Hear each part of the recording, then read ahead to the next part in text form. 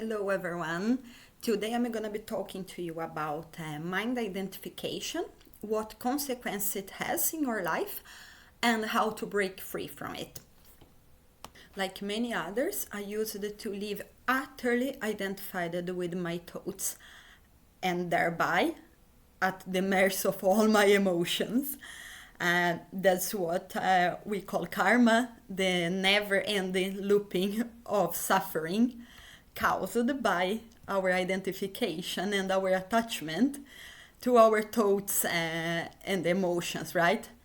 Now, since the majority of our thoughts runs in the automatic pilot in repetitive loops that are based on our past, the past situations and the events and the things that happened to us, of course, we are never present to them.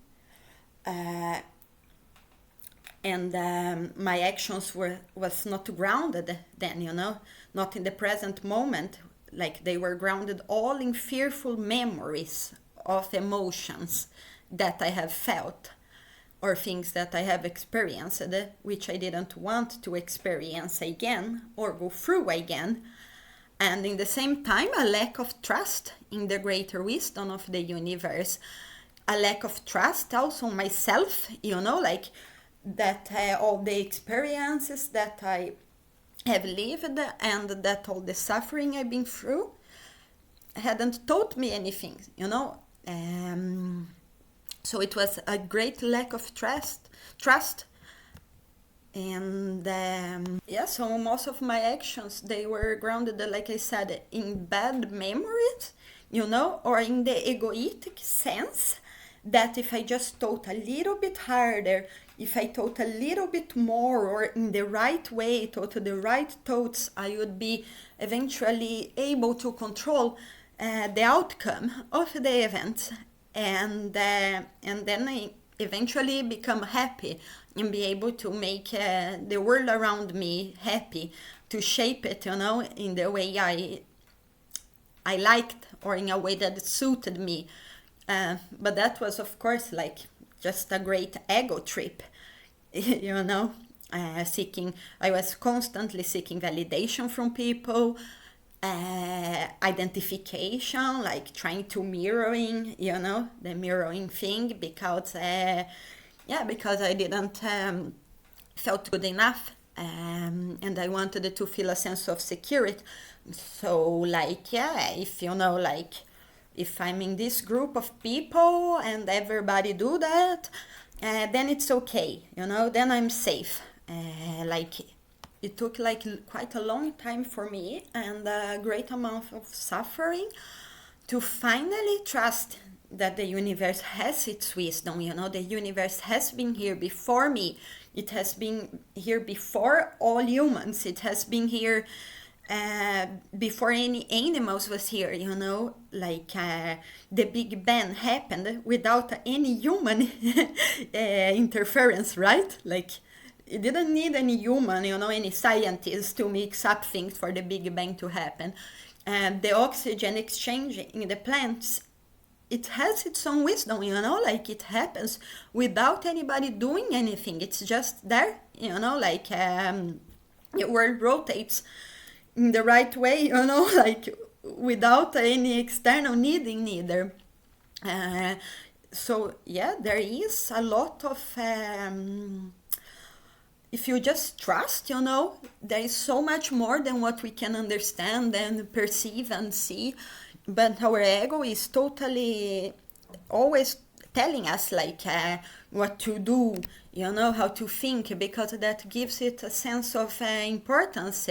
And of course, our egoic mind doesn't want to die, so it tries to keep itself alive through constantly going through the same stories all over again in your head. And if you don't trust this wisdom, you will live your life anxious, your life waiting for something to happen,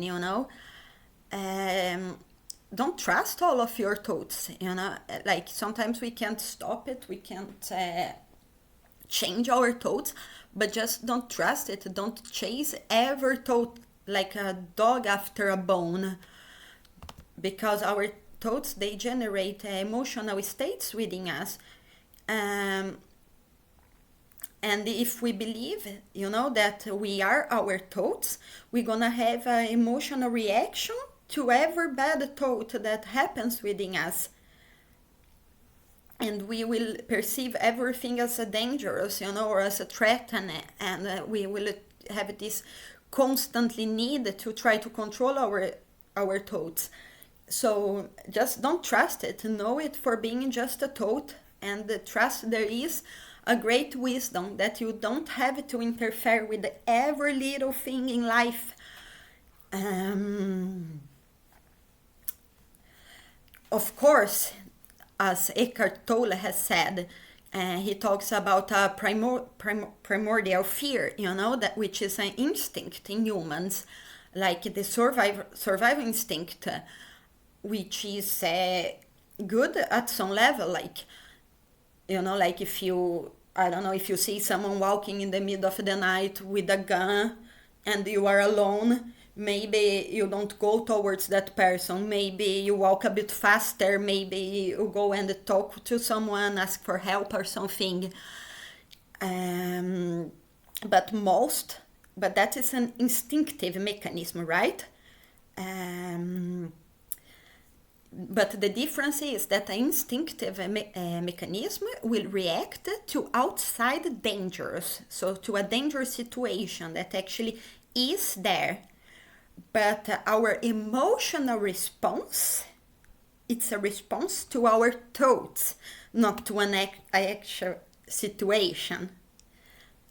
So that's instinct when you react to an actual situation, to something that is dangerous, to protect your life or the life of someone else. But if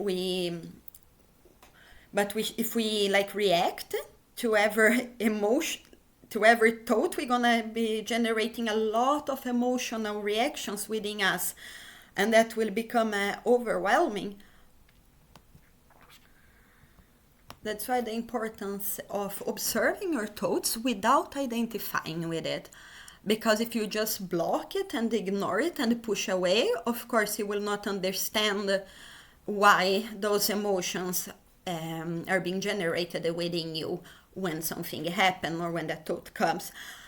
But the importance then of thinking, like observing your thoughts, but not identifying with it, like, so we can observe our thoughts like from a distance when they arise within us, and we can then connect what led to that thought, in a more efficient way. And keep in mind that what you are is what it remains after the thoughts, after the emotions have subsided. What remains is what you are, not what passes through you. We work as a channel for every emotion, for every thought, and everything is okay as long as we know it for being what it is, just, and not having an emotional reaction to everything. Yeah, that was it for today. Have a blessed day. Namaste.